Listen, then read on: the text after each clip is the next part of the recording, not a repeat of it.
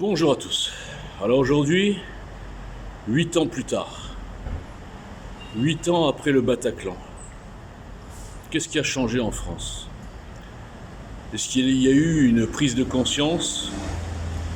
Est-ce qu'il y a eu une prise de conscience justement de cette prise de pouvoir de l'islam, je dirais, radical dans nos banlieues et globalement dans notre pays et globalement, je dirais même mieux, dans l'inconscient même de beaucoup de nos politiciens et notamment de notre tout petit président placé en 2017 et soumis depuis. Soumis à quoi?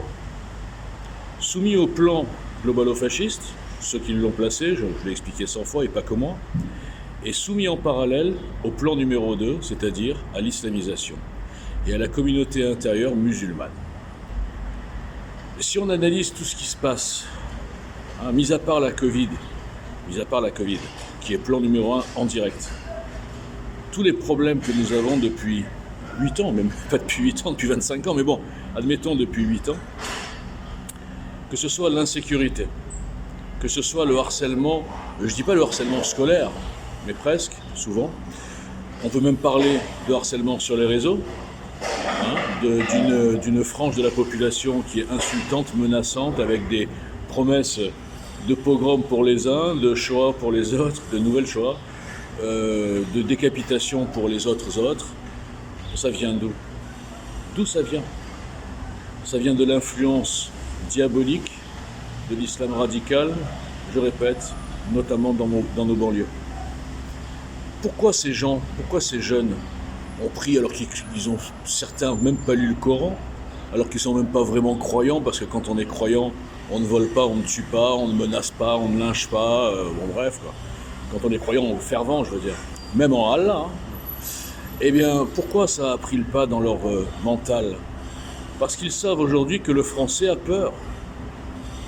Le français, à coup de tous ces attentats qu'il y a eu, ces décapitations, notamment dans l'éducation nationale, le français a peur.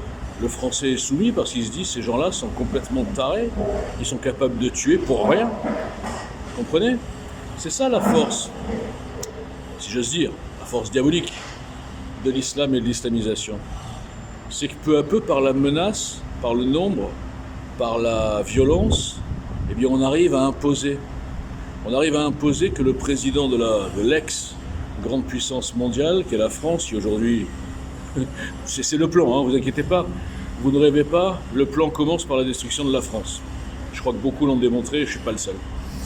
Donc le président de ce grand pays, ex-grand pays, est aujourd'hui un pantin qui va logiquement, le lendemain du pogrom, dire qu'il faut lutter contre le terrorisme, mais quelques jours après, au fur et à mesure, reculer, pour arriver à dire qu'Israël n'a aucune justification, aucune raison, aucune légitimité d'aller détruire le terrorisme et le Hamas là où il est.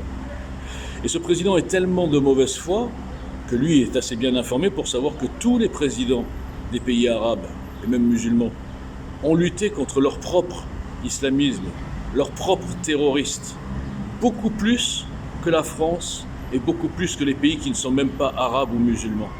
C'est pour vous dire à quel point la soumission est totale. La soumission est totale, encore plus, je le répète, dans les pays occidentaux. Les islamistes n'ont pas cette place, si j'ose dire, dans les pays arabes, dans leur pays. La preuve, les frères musulmans qui dirigent nos banlieues aujourd'hui sont interdits en Égypte, le pays de leur naissance, de leur création. Donc quand vous voyez ces quelques éléments, je peux en débiter pendant 3 heures, et que vous avez les mêmes ordures, putaclic, politiciens, antisémites, enfin il y a de tout, un grand bas qui surfe sur la vague de « oui, regardez, la France est sioniste, oui, c'est les juifs qui dirigent, oui, c'est le CRIF, etc. » J'ai envie, encore une fois, de vomir, comme depuis 5 ans sur les réseaux, où je vois ce qu'est la crasse, ce qu'est la soumission, ce qu'est l'aveuglement, ce qu'est l'entre-soi des petites starlettes qui me boycottent tous depuis 5 ans, alors que je suis à la tête du meilleur programme citoyen politique jamais écrit. Alors que je suis celui qui aligne le plus d'arguments, d'articles sur tous les sujets et toujours en avance. Vous comprenez pourquoi je suis dégoûté? Vous comprenez pourquoi quand je vois cette lâcheté des gens qui ont fui EJL sur pression, j'ai envie de vomir?